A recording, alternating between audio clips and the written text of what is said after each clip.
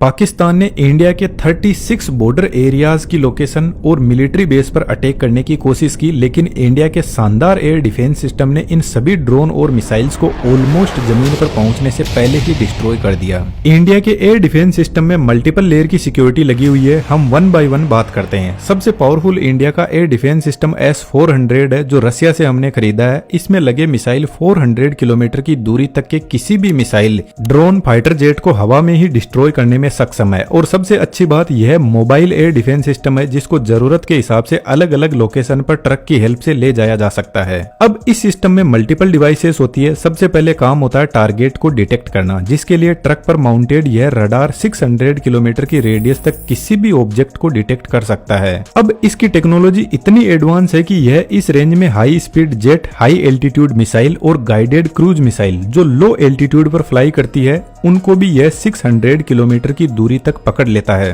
और सबसे अच्छी बात, 300 प्लस टारगेट को यह एक साथ में पकड़ने में सक्षम है। टारगेट मिलने के बाद इंफॉर्मेशन कमांड पोस्ट को सेंड की जाती है। कमांड पोस्ट बेसिकली इस पूरे डिफेंस सिस्टम का ब्रेन होता है। यह देखकर समझता है कि जो टारगेट आ रहा है उसकी साइज कितनी बड़ी है, यदि मल्टीपल टारगेट आ रहे तो सबसे पहले किसको फायर करना है, और सबसे इंपॉर्टेंट टारगेट के हिसाब से कौन से मिसाइल को लॉन्च करना है। जब यह डिसाइड कर लिया जाता है तो अब बारी आती है मिसाइल को लॉन्च करने की। यह काम ट्रक पर माउंटेड यह मिसाइल लॉन्चर करता है। हर लॉन्चर पर 4 ऐसे बड़े ट्यूब लगे रहते हैं जिनके अंदर मिसाइल होती है, तो एक लॉन्चर के पास में 4 मिसाइल होती है। लेकिन पीछे लगे कमांड यूनिट और रडार मल्टीपल ऐसी मिसाइल लॉन्चर को एक साथ में कंट्रोल कर सकते हैं। तो एक जो स्क्वाड्रन होता है उसमें टोटल 8 से 12 लॉन्चर यूनिट होते हैं। तो यदि 8 लॉन्चर यूनिट है तो 32 मिसाइल एक स्क्वाड्रन में होंगे। और इंडिया के पास में टोटल 5 स्क्वाड्रन है, जिसमें 160 missile any time stand by mode पर खड़े हैं, जिसका मतलब है इनको सिर्फ कमांड यूनिट के ऑर्डर का इंतजार रहता है। यह जो लॉन्चर यूनिट होता है यह कोल्ड लॉन्च टेक्नोलॉजी यूज करती है, जिसमें ट्यूब के नीचे एक गैस जनरेटर होता है और इस गैस जनरेटर में एक सॉलिड प्रोपेलेंट फ्यूल को भरा जाता है। तो जब मिसाइल लॉन्च होती है तो इस प्रोपेलेंट के अंदर एक हल्की चिंगारी से आग लगाई जाती है और यह प्रोपेलेंट इस टाइप का होता है कि यह कम टेम्परेचर पर जलने लगता है और हाई गैस आउटपुट देता है, जिससे कैनिस्टर के नीचे की साइड में हाई प्रेशर जनरेट होता है। लगभग 50 से 100 बार का प्रेशर जनरेट कर देता है। यह प्रेशर पिस्टन पेड पर जाता है और पिस्टन पेड ऊपर उठने लगता है मिसाइल को लेकर। सबसे पहले प्रेशर से ऊपर का जो केप है वह ब्रेक होता है और मिसाइल बाहर निकलती है। यह प्रेशर इतना ज्यादा होता है कि यह मिसाइल को 20 से 30 मीटर तक ऊपर फेंक देता है। उसके बाद में मिसाइल के अंदर सॉलिड प्रोपेलेंट फ्यूल होता है, वह बर्न होना स्टार्ट होता है और मिसाइल अपने टारगेट की तरफ बढ़ती है। यह जो लॉन्च कैनिस्टर होते हैं यह टोटल 4 टाइप की मिसाइल को लॉन्च कर सकते हैं। इसको आप यहाँ पर देख सकते हो। इन सभी की अलग अलग रेंज होती है। तो टारगेट की दूरी और साइज के हिसाब से किस मिसाइल को लॉन्च करना है यह कमांड पोस्टर लॉन्चर यूनिट को बताता है। इसके हिसाब से फिर लॉन्च किया जाता है। यहाँ पर हाईएस्ट मिसाइल की रेंज 400 किलोमीटर की है, लेकिन हमारा जो रडार है वह 600 किलोमीटर तक देख सकता है। तो फ्यूचर में यदि हमारे पास में और पावरफुल मिसाइल आती है तो उसको यह सिस्टम आराम से संभाल लेगा। लेकिन यहाँ पर जो मिसाइल है उनमें से कुछ मिसाइल ऐसी भी है जिनमें एक्टिव रडार सिस्टम नहीं होता। इनको रेगुलरली गाइड करना पड़ता है कि आपको किधर जाना है और कहाँ पर एक्सप्लोजन करना है। तो फिर इस मिसाइल को गाइड करने के लिए फायर कंट्रोल रडार स्टेशन होता है। एक जो स्क्वाड्रन होता है उसमें 6 फायर कंट्रोल रडार यूनिट होती है और यह कंटिन्यूअसली मिसाइल को फीड करता रहता है टारगेट की लोकेशन और उसी के हिसाब से फिर मिसाइल आगे बढ़ती है। अब यह जो मिसाइल होते हैं यह लॉन्च होने के बाद में मार्क 5 से मार्क 6 की स्पीड पे चलते हैं। तो इतनी स्पीड पर यह लगभग फाइटर जेट, ड्रोन और मिसाइल्स को पकड़ लेते हैं और इसी स्पीड पर चलते हुए टारगेट से टकराते हैं। और इसमें लगा प्रोक्सीमिटी फ्यूज प्रोपेलेंट को एक्टिवेट करता है और एक जबरदस्त ब्लास्ट करवाता है। लेकिन यहाँ पर कुछ इंपोर्टेंट चीज है, यह जो चारों यूनिट मिलकर एक सिस्टम को कंप्लीट करती है, यह चारों अलग अलग जगह पर होते हैं जिनकी लोकेशन जनरली किसी को पता नहीं होती। तो पाकिस्तान के जितने भी मिसाइल्स और ड्रोन आए थे उनको इसी सिस्टम ने हवा में ही डिस्ट्रॉय कर दिया। लेकिन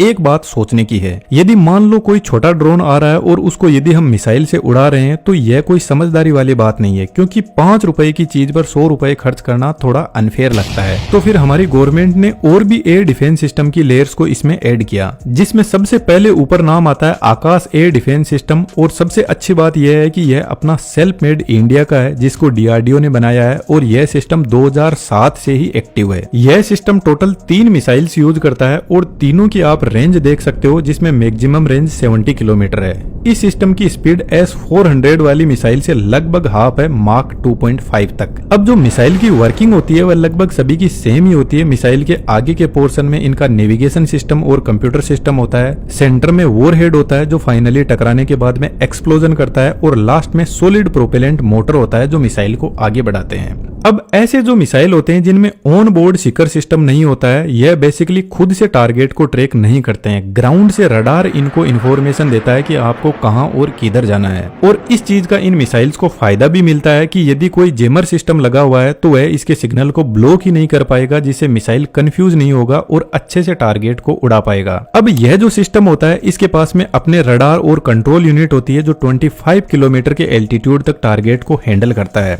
इसके बाद में सिक्योरिटी की नेक्स्ट लेयर, जिसमें medium range surface air missile system भी इंडिया के पास में अवेलेबल है, जो फास्ट मूविंग ड्रोन के हिसाब से ऑप्टिमाइज्ड है और 70 से 100 किलोमीटर के एरिया में अच्छे से काम करता है। इसके अलावा हमारे पास में एयर डिफेंस की एक और लेयर है जो मुझे काफी शानदार लगी, इंटीग्रेटेड काउंटर यूएस ग्रिड। यह कोई अमेरिका का नहीं है बल्कि डीआरडीओ का बनाया हुआ ही सिस्टम है। यह एक सिस्टम नहीं है बल्कि बहुत सारे सेंसर, सर्विलांस, रडार का पूरा नेटवर्क है। इसमें भी मल्टीपल लेयर होती है। इसमें जो रडार होता है वह हाई रेजोल्यूशन रडार होता है जो छोटे छोटे ड्रोन को 10 से 20 किलोमीटर की रेंज में पकड़ने का काम बहुत अच्छे से करता है। रडार के अलावा इलेक्ट्रो ऑप्टिकल और इंफ्रारेड सेंसर इसमें लगे रहते हैं, जिसमें कैमरा भी होता है जो ऑब्जेक्ट की इमेज दिखाता है, और इंफ्रारेड सेंसर ऑब्जेक्ट की थर्मल इमेज जनरेट करता है। इसके बाद में इलेक्ट्रॉनिक वॉरफेयर यूनिट, जिसमें रेडियो फ्रीक्वेंसी सेंसर इसके कम्युनिकेशन सिग्नल को कंट्रोल करता है, और यह जो सेंसर होता है यह इस तरीके से काम करता है कि यदि रडार किसी ऑब्जेक्ट या ड्रोन को देख भी नहीं पाया तो भी यह उसके कम्युनिकेशन सिग्नल को 5 से 10 किलोमीटर की रेंज में कंट्रोल करने लग जाएगा। और यहाँ पर अवेलेबल रेडियो फ्रीक्वेंसी जैमर इसके सिग्नल को ही ब्लॉक कर देगा, तो या तो ड्रोन कहीं पर लॉस्ट हो जाएगा या कहीं पर जाकर गिर जाएगा। और पाकिस्तान ने जो अभी एयर स्ट्राइक की थी इसमें यह सिस्टम बहुत ही अच्छे से काम कर रहा था। अब मान लो यदि यह सिस्टम ड्रोन के सिग्नल्स को जैम नहीं कर पाया तो इसके साथ में लेजर डायरेक्ट एनर्जी सिस्टम भी एक्टिवेट होता है जो डीआरडीओ ने ही बनाया है। यह 10 से